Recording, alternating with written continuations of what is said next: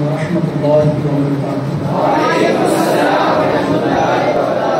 الحمد للہ الذی فضل سیدنا و مولانا محمد صلی اللہ تعالی علیہ وسلم علی العالمین جميعا وأقامه يوم القيامة للمذنبين المتلبثين الخطائين الهالكين شفيعا، فصلى الله تعالى عليه وعلى كل من هو محبوب ومرضي لديه صلاة تبقى وتدوم بدوام الملك الحي القيوم، ونشهد أن لا إله إلا الله وحده لا شريك له، ونشهد أن سيدنا ومولانا محمدا عبده ورسوله، أما بعد، فأعوذ بالله من الشيطان الرجيم، بسم الله الرحمن الرحيم، قد جاءكم من الله نور، صدق الله العلي العظيم، نادى عليا مظهر العجائب، تجده أونا لك في النوائب، كل هم وغم سينجلي بعظمتك يا الله، وبنبوتك يا رسول الله، وبولايتك يا علي يا علي يا علي، غوث اعظم بمنے بے سر و ساما مدد، قبلہ دی مدد، کعبہ ایمان مدد، بگرداب بلا افتاد کشتی، غریبان و شکسترات و کشتی، بحق خواجہ عثمان ہارون، مدد کن یا معین الدین چشتی، مدد کن یا معین الدین چشتی، مدد کن یا معین الدین چشتی۔ الحمدللہ، اور آپ ماہ رمضان مبارک کی اس مبارک ساعت میں سیرت مبارکہ کی اس پیاری اور عظیم محفل میں حاضر ہے۔ اللہ تعالیٰ کی بارگاہ میں ہم دعا کرتے کہ اللہ کریم ہم سب کا یہاں پر آنا قبول فرمائے، اور اس محفل پاک کی برکت سے اللہ ہم سب کو ماہ رمضان مدینہ پاک میں نصیب فرمائے۔ آئیے کچھ باتیں سننے اور سنانے سے پہلے اپنے اور ساری کائنات کے مرکز عقیدت حضور رحمت عالم فخر آدم و بنی آدم جناب احمد مجتبی و محمد مصطفیٰ صلی اللہ تعالی علیہ وسلم کی بارگاہ بےکس پناہ میں جس طریقے سے پڑھاؤں میرے ساتھ پڑھے۔ الصلاۃ والسلام علیک یا رسول اللہ، الصلاۃ والسلام علیک یا حبیب اللہ، وعلی آلک وصحابک یا نور اللہ صلی اللہ تعالی علیہ وسلم۔ سرور کائنات صلی اللہ علیہ وسلم دائی حلیمہ کے گھر جلوگر ہیں، اور دائی حلیمہ نے اپنی آنکھوں سے جو مشاہدات کیے، جو تجربات کیے اور جو بیان فرمائی ہیں، جس علماء کرام نے سیرت کی کتابوں میں اپنے اپنے انداز میں لکھا ہے۔ گزشتہ کئی محفلوں سے ہم دائی حلیمہ کے مشاہدات پر گفتگو سنتے آ رہے ہیں۔ دائی حلیمہ کہتی کہ جب حضور آئے گھر میں برکتیں آ گئی، قبیلے میں بہاریں آ گئی، قحط ہٹا لیا گیا، بارش کا نزول ہو گیا، زمین نے سبزے اگانے شروع کر دیے، حضور کے ہاتھوں سے بیمار بچوں کو شفا ملنے لگی، سرور کائنات چاند سے باتیں کرنے لگے، چاند سے کھیلنے لگے۔ دائی حلیمہ کہتی ہے کبھی ایسا بھی ہوتا کہ میں کسی کام کی غرض سے سرور کائنات کو جھولے میں ڈالتی اور اپنے کام کی غرض سے گھر سے باہر نکلتی، اور اپنا کام مکمل کرنے کے بعد جب تھوڑی دیر کے بعد واپس گھر میں آتی تو دائی حلیمہ کہتی ہے کہ میں دیکھتی کہ سرور کائنات کا جھولا ہلتے رہتا تھا، سرور کائنات کا جھولا چلتے رہتا۔ علماء فرماتے دراصل جھولا جھلانے کے لیے فرشتے آ جایا کرتے تھے، فرشتوں کو خدمت کے لیے مقرر کر دیا گیا تھا۔ میرے پیارے آقا علیہ السلام کے پیارے دیوانوں، اب توجہ کریں، وہ رسول جو کل تک چاند سے باتیں کر رہے تھے، وہ رسول جو چاند سے گفتگو فرما رہے تھے، وہ رسول جو چاند سے کلام کر رہے تھے اور چاند کے سوالات کے جوابات دے رہے تھے، اب وہ وقت آتا ہے کہ اس رسول کی آواز مبارکہ سے اب پوری کائنات پیضیاب ہونے والی ہے۔ اب وہ رسول کلام فرمانا شروع فرمانے والے ہیں، اب وہ رسول گفتگو کرنا شروع کرنے والے ہیں۔ وہ رسول اپنی زبان مبارکہ سے، وہ زبان جس کو سب کن کی کنجی کہے، اس کی نافذ حکومت پہ لاکھوں سلام۔ اب وہ رسول اپنی زبان مبارکہ سے کلام فرمانے والے ہیں، حضور گفتگو فرمانے والے ہیں، اور حضور کا کلام تیرے آگے یوں ہے دبے نچے۔ اس عرب کے بڑے بڑے کوئی جانے منہ میں زبان نہیں بلکہ جسم میں جا رہی سرور کائنات کا کلام ہے، یہ آمنہ کے لال کا کلام ہے،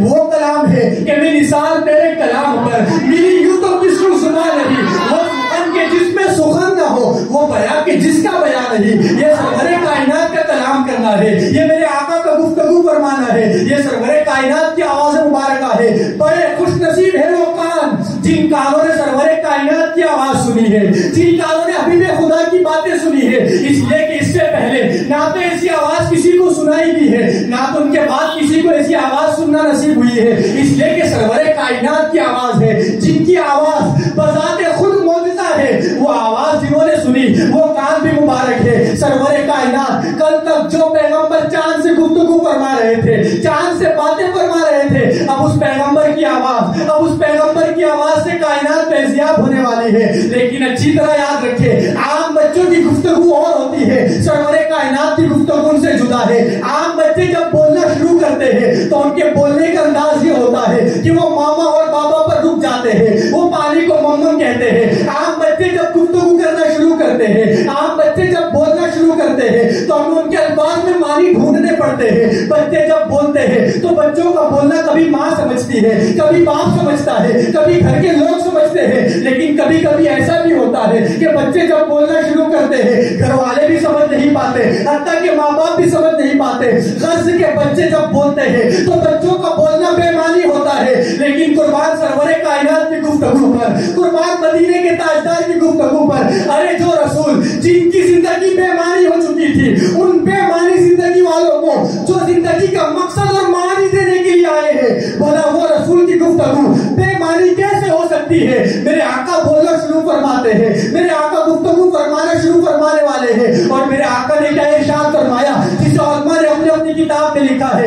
امام جلال الدین سیوطی خصائص الکبریٰ میں ارشاد فرماتے ہیں کہ سرور کائنات نے اپنی زبان مبارکہ سے سب سے پہلے جو جملے ارشاد فرمائے وہ یہ ہے، اللہ اکبر کبیرہ والحمدللہ کثیرہ۔ یہ وہ جملے ہیں جو سرور کائنات کی زبان مبارکہ سے سب سے پہلے ادا ہوئے ہیں۔ آئے ہم سب مل کر ان جملوں کو ادا کریے، آئے ہم سب مل کر پڑھے، اللہ اکبر کبیرہ، اللہ اکبر کبیرہ والحمدللہ کثیرہ۔ پھر ایک مرتبہ پڑھے، اللہ اکبر کبیرہ والحمدللہ کثیرہ۔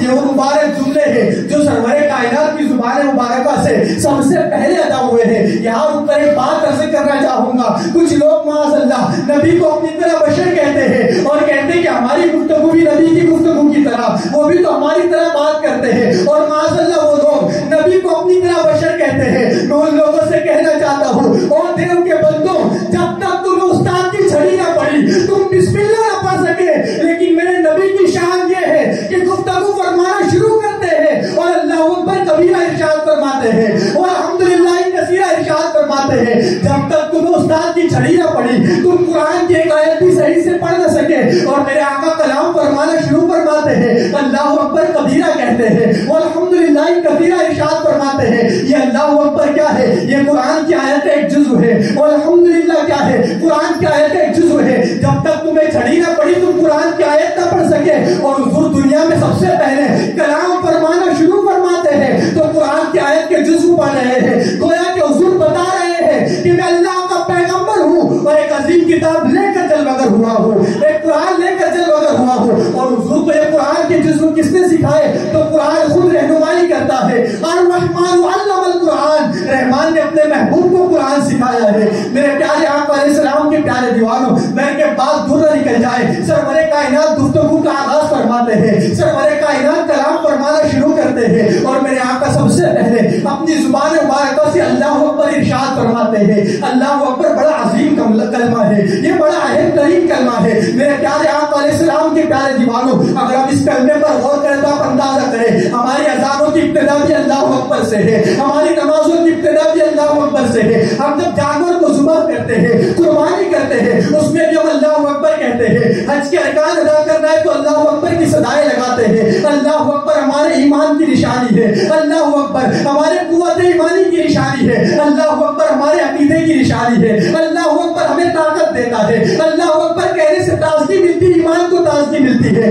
اللہ اکبر کہنے سے انقلاب پیدا ہوتا ہے۔ اور ایک خاتون اگر کافروں کے بیچ میں جب اللہ اکبر کی صدا لگاتی ہے تو اس کا اللہ اکبر کہنا کافروں کے دلوں کو چیر دیتا ہے اور مومنوں میں جذبہ ایمانی پیدا کرتا ہے۔ پتہ چلا اللہ اکبر دلوں میں انقلاب پیدا کرتا ہے، اللہ اکبر کہنے سے روح کو تازگی ملتی ہے۔ اللہ اکبر اگر کہیں گے ہے. آگ لگی ہو تو اللہ اکبر کہنے سے آگ بھی گلزار بنا دی جاتی ہے. اللہ اکبر کہو مصیبتیں دور ہوتی ہے. اللہ اکبر کہنے سے آندھی و طوفان ختم کر دیے جاتے ہیں. بلکہ اللہ اکبر شیطان سے بچاتا ہے. اللہ اکبر جناتوں سے حفاظت کرتا ہے. یہ اللہ اکبر عذابوں کو ٹال دیتا ہے. کیسے ٹالتا ہے؟ بحر الفوائد کی بڑی مشہور روایت ہے. امام ابو قلابہ فرماتے ہیں کہ میرا بھانجا تھا, اس نے زندگی میں گناہ کیے, بظاہر اس کی زندگی میں نیکیاں نظر نہیں آتی, گناہ پر گناہ کرتا رہا. امام ابو قلابہ کہتے ہیں کہ اس کے انتقال کا وقت قریب آیا, وہ دنیا سے جانے لگا. اس نے مجھے بلانے کے لیے بھیجا کہ جاؤ جناب ابو قلابہ کو بلا کر کے لاؤ. فرماتے کہ میں جب اس کے گھر میں گیا, اپنے بھانجے کے قریب گیا, تو کہتے ہیں کہ میں نے دیکھا کہ اس کے گھر کے اندر اس کے قریب میں 2 عذاب کے فرشتے موجود ہیں. میں بڑا افسوس میں پڑ گیا کہ میرے بھانجے نے ایسے اعمال کیے, ایسے عمل کیے ہیں کہ جس کی بنا پر اسے عذاب کے فرشتے لینے کے لیے آئے ہیں, عذاب کے فرشتے اس کو لینے کے لیے تیار ہے. کہتے ہیں میں ابھی اسی افسوس کے اندر تھا, اتنے میں نے دیکھا کہ اچانک 2 رحمت کے فرشتے بھی آ رہے ہیں, 2 رحمت کے فرشتے بھی جلوگر ہو رہے ہیں. میں کہ جناب ابو قلابہ کہتے ہیں جب میں نے رحمت کے فرشتوں کو آتا ہوا دیکھا تو مجھے خوشی بھی ہوئی اور میں حیرت میں بھی پڑ گیا. خوشی اس بات کی ہے کہ رحمت کے فرشتے لینے آئے ہیں, اور حیرت اس بات کی ہے کہ جہاں پر عذاب کے فرشتے پہلے سے آ چکے ہو وہاں رحمت کے فرشتے کیسے. کہتے ہیں میں سوچ ہی رہا تھا, اتنے میں ایک فرشتے نے دوسرے فرشتے سے کہا کہ جاؤ یہ جس کا انتقال ہونے والا ہے جا کر کے اس کو سونگو, اس سے محسوس کرو. وہ دوسرا فرشتہ آیا. جناب ابو قلابہ کہتے ہیں میں سارا منظر اپنی آنکھوں سے دیکھ رہا تھا. وہ رحمت کا ایک فرشتہ آیا میرے بھانجے کے قریب, تو وہاں سے جو عذاب کے فرشتے تھے وہ وہاں سے چلے گئے. رحمت کا فرشتہ آگے آیا اور میرے بھانجے کے منہ کو سونگنے لگا. منہ کو سونگا, پھر منہ کو سونگنے کے بعد پیٹ کو سونگنے لگا, پھر پیروں کو سونگنے لگا, پھر ہاتھوں کو سونگنے لگا, اور مکمل جسم کو سونگنے کے بعد واپس وہ دوسرے فرشتے کے پاس گیا اور جانے کے بعد کہا کہ میں نے اس بندے کے منہ کو سونگا ہے مگر اس کے منہ سے مجھے تلاوت قرآن کی خوشبو نہیں آئی, اس کے منہ سے درود مبارکہ کی خوشبو نہیں آئی. پھر کہتا ہے میں نے اس کے پیٹ کو سونگا مگر اس کے پیٹ سے روزے کی خوشبو بھی نہیں آئی. میں نے اس کے ہاتھوں کو سونگا مگر اس کے ہاتھوں سے صدقہ دینے کی خوشبو بھی نہیں آئی. میں نے اس کے پیروں کو سونگا مگر پیروں سے مسجد کی طرف بڑھنے کی خوشبو نہیں آئی, نمازوں کے قیام کی خوشبو نہیں آئی. وہ کہتا ہے حیرت. دوسرے فرشتے نے کہا حیرت ہے کہ یہ امت رسول ہے, امت مصطفیٰ ہے, اور اس کی زبان سے قرآن کی خوشبو نہیں, درود کی خوشبو نہیں. قرآن سے دور بھاگنے والوں, درود سے دور بھاگنے والوں, روزوں کو ترک کرنے والے توجہ کرو. فرماتا ہے فرشتے کہتے ہیں کہ حیرت یہ امت رسول ہے اور اس کے منہ سے قرآن کی تلاوت کی خوشبو نہیں, اس کے پیٹ سے روزے کی خوشبو نہیں, اس کے ہاتھ سے صدقہ دینے کی خوشبو نہیں, اس کے پیروں سے نمازوں کی خوشبو نہیں. وہ فرشتہ کہتا ہے جاؤ ایک مرتبہ پھر تلاش کرو, شاید کوئی خوشبو آ جائے. پھر وہ فرشتہ واپس آیا اور واپس اس شخص کو سونگنے لگا, پھر منہ کو سونگا, ہاتھ اور پیر کو سونگنے لگا, پیٹ کو سونگنے لگا, مگر پھر کوئی خوشبو محسوس نہ ہوئی. پھر واپس فرشتے کے پاس گیا تو اس فرشتے نے کہا کہ تمہیں خوشبو محسوس نہ ہوئی, اب میں خود محسوس کرتا ہوں, میں خود اس کے قریب جاتا ہوں. اب وہ فرشتہ خود آگے آتا ہے اور جناب ابو قلابہ کہتے ہیں وہ دوسرا فرشتہ آگے آیا, میرے بھانجے کو خوشبو کو سونگنے لگا, کبھی منہ کو سونگتا, پیٹ کو سونگتا, ہاتھ اور پیر کو سونگتا. جب کوئی خوشبو محسوس نہ ہوئی آخر میں اس فرشتے نے میرے بھانجے کے منہ کو کھولا تو اسے میرے بھانجے کی زبان کے نیچے سے خوشبو محسوس ہوئی, زبان کے نیچے سے خوشبو محسوس ہوئی. وہ فرشتے نے جیسے ہی میرے بھانجے کی زبان کے نیچے سے خوشبو کو محسوس کیا فوراً دوسرے فرشتے سے کہتا ہے سبحان اللہ, ایک مرتبہ اس بندہ خدا نے اخلاص کے ساتھ اللہ کی رضا کے لیے انٹاکیا نامی علاقے کے اندر نعرہ تکبیر اللہ اکبر بلند کیا تھا, اس کی خوشبو اس کی زبان کے نیچے سے آ رہی ہے, اس کی زبان کے نیچے سے اللہ اکبر کی خوشبو نکل رہی ہے, اللہ اکبر کی مہک نکل رہی ہے. جیسی فرشتے نے خوشخبری سنائی پورے اس کے جسم سے خوشبو نکلنے لگی, پورا جسم مہکنے لگا. اتنے اس فرشتے نے اس سے کہا اپنے بھانجے سے, جناب ابو قلابہ کہتے ہیں کہ میرے بھانجے سے اس فرشتے نے کہا کہ وہ بندہ خدا تجھے مبارک ہو, تیرے اللہ اکبر کہنے نے آج تجھے جہنم سے بچا لیا ہے, آج تجھے عذاب سے بچا لیا ہے. ابھی وہ بشارت دے ہی رہا تھا کہ جناب ابو قلابہ کہتے ہیں اتنے میں نے محسوس کیا کہ میرے پورے گھر کے اندر کستوری کی خوشبو پھیل چکی ہے اور اسی اشنا میں میرے بھانجے کی روح جسم سے قبض کر لی گئی. آپ اندازہ فرمائے اگر ایک بندہ اخلاص کے ساتھ زندگی میں ایک مرتبہ اگر نعرہ تکبیر اللہ اکبر بلند کرتا ہے تو اس کا ایک مرتبہ اللہ اکبر کہنا اس کی بخشش کا ذریعہ بن جاتا ہے. اگر ہم اللہ اکبر کی صدا لگانے والے بن جائے, اگر ہم اٹھتے بیٹھتے چلتے پھرتے اللہ اکبر کہنے والے بن جائے, یقین جانے اللہ اکبر کہنا ہمارے لیے بھی مغفرت کا ذریعہ بن جائے گا، اللہ اکبر ہمارے لیے بھی بخشش کا ذریعہ بن جائے گا۔ میرے پیارے آقا علیہ السلام کے پیارے دیوانوں، سرور کائنات نے سب سے پہلے اپنی زبان سے اللہ اکبر ارشاد فرمایا ہے۔ میرے پیارے آقا علیہ السلام کے پیارے دیوانوں، یہ اللہ اکبر ہماری پہچان ہے۔ اللہ اکبر کہنے سے ایمان کو تازگی ملتی ہے، اللہ اکبر کہنے سے روح کو تازگی ملتی ہے، اللہ اکبر ایمان کی لذت عطا کرتا ہے، اللہ اکبر دشمنوں سے حفاظت کرتا ہے، اللہ اکبر کہنے سے جنات سے حفاظت ہوتی ہے، اللہ اکبر کہنے سے شیاطین سے حفاظت ہوتی ہے۔ کیسے حفاظت ہوتی ہے؟ ایک صحابی رسول ابن ماجہ شریف کی روایت ہے، ایک صحابی رسول حاضر ہوئے اور حاضر ہونے کے بعد انہوں نے وہ کلمات ادا کیے جو سرور کائنات نے سب سے پہلے ادا فرمائے، اللہ اکبر کبیرہ والحمدللہ کثیرہ۔ آپ اس کلمات کو یاد کرنے کی کوشش کریں، اللہ اکبر کبیرہ والحمدللہ کثیرہ۔ وہ صحابی رسول نے ان کلمات کو ادا کیے اور ادا کرنے کے بعد وہ صحابی دعا کرنے لگے۔ میرے آقا صلی اللہ علیہ وسلم نے اس صحابی کو دیکھا کہ انہوں نے اللہ اکبر کبیرہ والحمدللہ کثیرہ ارشاد فرمایا اور اس کے بعد دعا فرمانا شروع کی۔ میرے آقا نے صحابی کو بلایا اور بلانے کے بعد ارشاد فرمایا، اے میرے صحابی، ابھی ابھی جو کلمات تم نے اپنی زبان سے ادا کیے ہیں، میں دیکھ رہا ہوں کہ تمہارے ان کلمات نے آسمان کے دروازے کھول دیے ہیں۔ اب تم جو دعا کرو گے اللہ دعا کو قبول فرما لے گا۔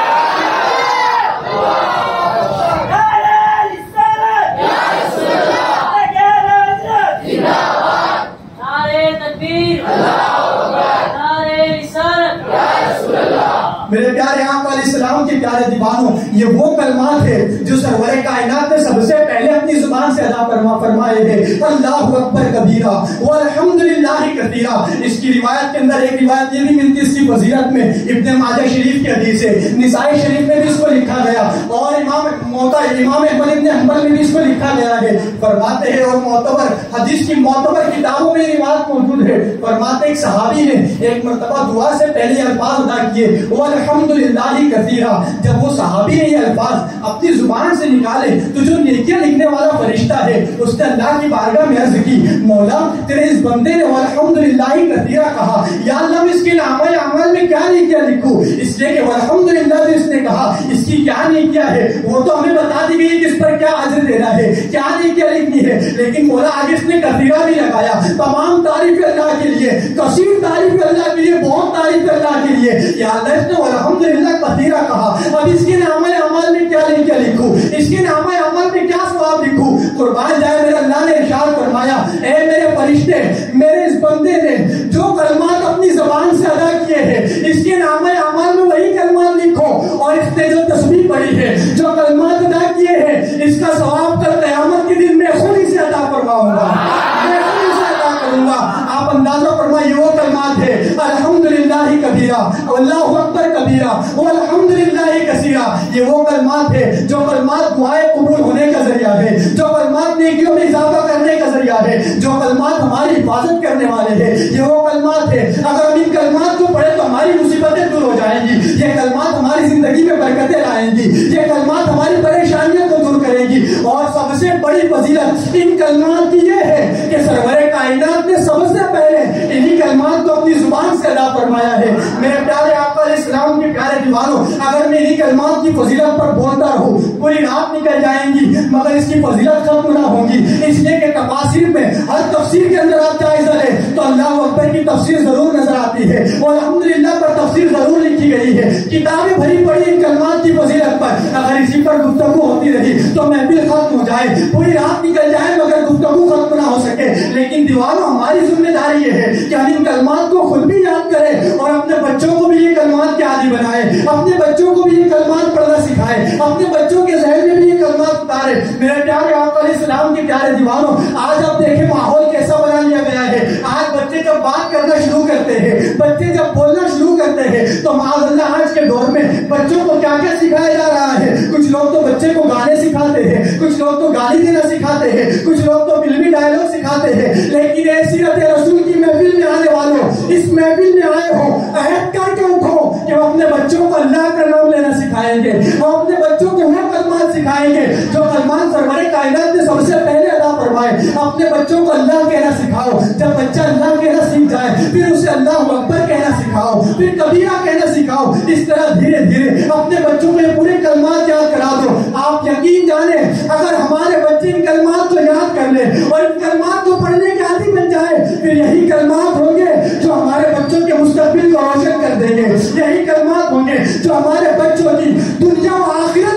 جواب دیں گے، اس لیے کہ یہ کلمات سرور کائنات نے سب سے پہلے ادا فرمائے ہیں۔ میرے کے بعد دور نہ نکل جائے میرے پیارے آپ اور اسلام کے پیارے جوانوں، حلیمہ سعدیہ کا حال تو یہ ہے کہ حضور علیہ السلام کے چہرے مبارکہ کو دیکھ کر پہلے ہی شادمانی والی زندگی ہے، شاد کامی والی زندگی ہے، پورے گھر میں برکت ہے، پورے قبیلے میں برکت ہے، خوشیوں کا ماحول ہے، پورا قبیلہ خوشیوں میں گھرا ہوا ہے، برکتوں کا نزول ہو رہا ہے، رحمتیں برس رہی ہے۔ لیکن اب کرم یہ ہو گیا کہ اسی میں حضور علیہ السلام کی آواز مبارکہ سے کیا فیضیاب ہو رہے ہیں، سرور کائنات کے کلام سے بھی فیضیاب ہو رہے ہیں۔ جب سرور کائنات نے گفتگو کرنا شروع فرمائی، سرور کائنات نے کلام فرمانا شروع فرمایا، اور پورے قبیلے کے اندر ایک عجب نور کا ماحول ہے، پورے قبیلے کے اندر خوشبو پھیل رہی ہے، پورا قبیلہ معطر ہو چکا ہے۔ لیکن دائی حلیمہ کہتی ہے دن بڑی تیزی کے ساتھ گزرتے گئے۔ ہوتا ہے یہی کہا جاتا ہے کہ جو اچھے دن ہوتے ہیں وہ بڑی تیزی سے گزر جاتے ہیں، اور جو غم اور پریشانیوں والے دن ہوتے ہیں وہ بڑے دھیرے دھیرے گزرتے ہیں۔ کہنے والے نے صحیح کہا ہے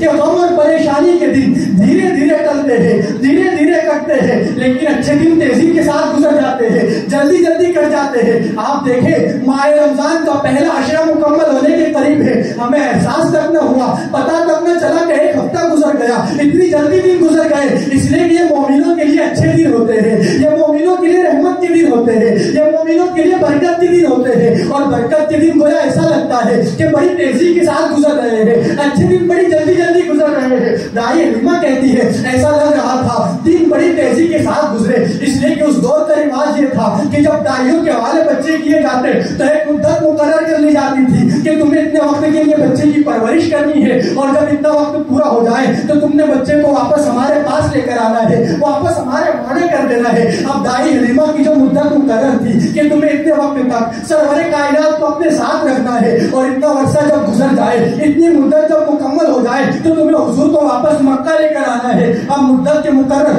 جو مدت مقرر کی گئی تھی اس کے پورا ہونے کا وقت آتا ہے۔ دائی حلیمہ آپ کے شوہر جناب حارث، آپ کی شہزادی حضرت شیمہ، اور آپ کے بھائی حضرت حلیمہ کے بیٹے حضرت عبداللہ چاہتے نہیں ہے کہ حضور کو اپنے سے دور کر دے، حضور کو واپس مکہ چھوڑائے، لیکن چونکہ حلیمہ سعدیہ کو اپنا وعدہ پورا کرنا ہے، جو وعدے سے لے کر آئی ہے حضور کو اپنے ساتھ، اب اس وعدے کی تکمیل کا وقت آیا ہے۔ حلیمہ سعدیہ مکے کی طرف حضور کو ساتھ لے کر نکلتی ہے، ساتھ میں آپ کے شوہر جناب حارث بھی ہے۔ دل چاہتا نہیں کہ حضور کو چھوڑ آئے، اس لیے کہ جس کی آمد سے پورے قبیلے میں برکت آئی ہے، جس کی آمد سے بارش کا نزول ہوا ہے، جس کی آمد سے سبزے اگے ہیں، جس کی آمد سے قحط ہٹایا گیا ہے، بھلا انہیں اپنے سے دور کر دے۔ اپنے الفاظ میں کہوں تو دل پر پتھر رکھ کر کے دائی حلیمہ حضور کو ساتھ لے کر مکہ جا رہی ہے، حضور کو واپس مکہ چھوڑنے کے لیے جا رہی ہے۔ ابھی پریشانی میں اور بظاہر غم میں مبتلا تھی، اتنے میں جب مکے میں پہنچی، ابھی حضرت عامرہ کے گھر نہیں پہنچی دائی حلیمہ،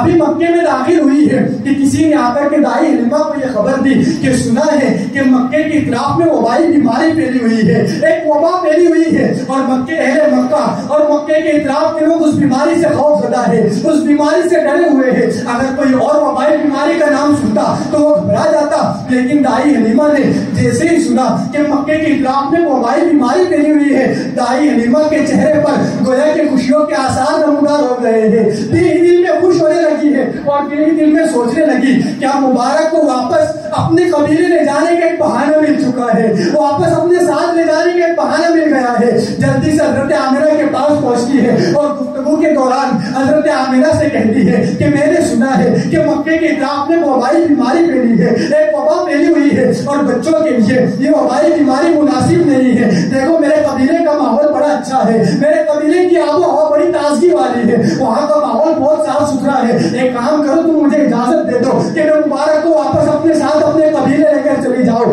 اپنی باتوں کے ذریعے حضرت حلیمہ نے حضرت عامرہ کو راضی کر لیا، حضرت عبد المطلب کو راضی کر لیا، اور واپس حضور کو اپنے ساتھ اپنے قبیلے لے کر جانے لگی۔ گویا کہ حضور صلی اللہ علیہ وسلم کی محبت نے دائی حلیمہ کو خدمت کا ایک اور موقع عطا کر دیا ہے، ایک اور موقع حضور کی محبت نے عطا کر دیا۔